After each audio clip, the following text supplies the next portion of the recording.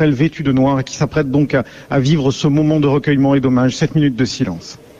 Une minute de silence en hommage aux victimes des attentats survenus en France vendredi soir. Vous écoutez Europe 1 et à ma montre Seiko Astron, il est exactement midi.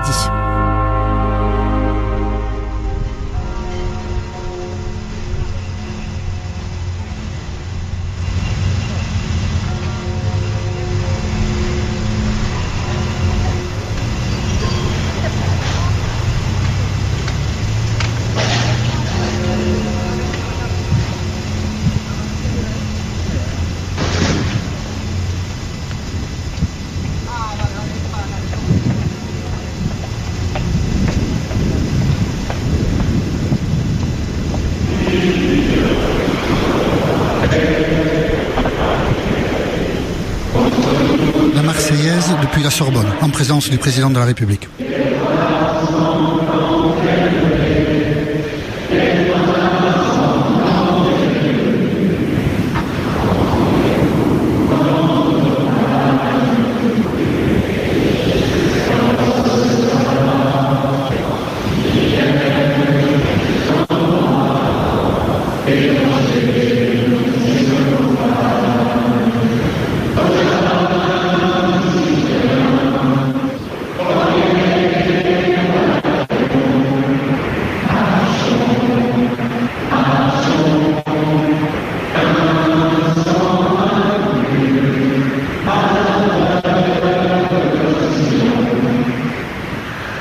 Le silence, puis la Marseillaise, en hommage aux victimes. En hommage aux victimes à la Sorbonne, en présence du président de la République. On va tout de suite retrouver maintenant Axel May. Axel, vous êtes en direct à proximité du Bataclan pour Europe 1.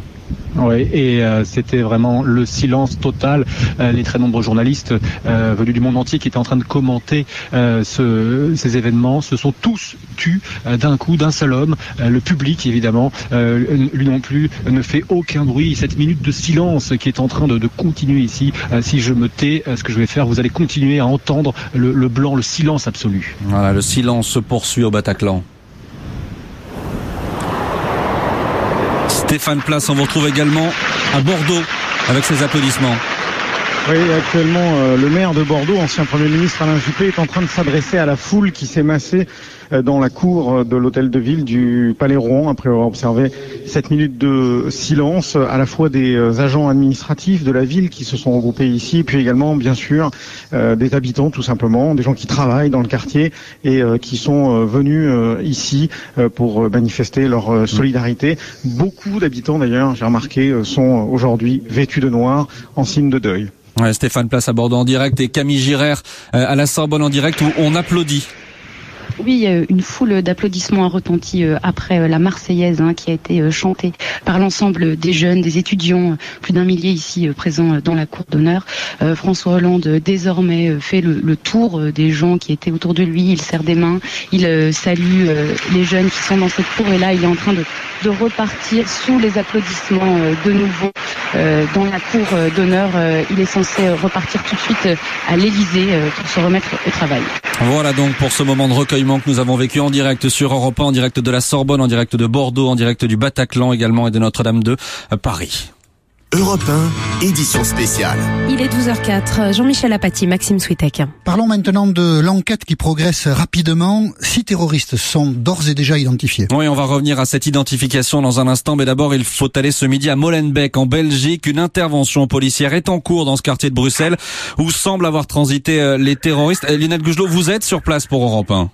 Oui, effectivement, Maxime, et on assiste là depuis le début de la matinée, ou plutôt depuis le milieu de matinée très exactement, un déploiement policier particulièrement impressionnant.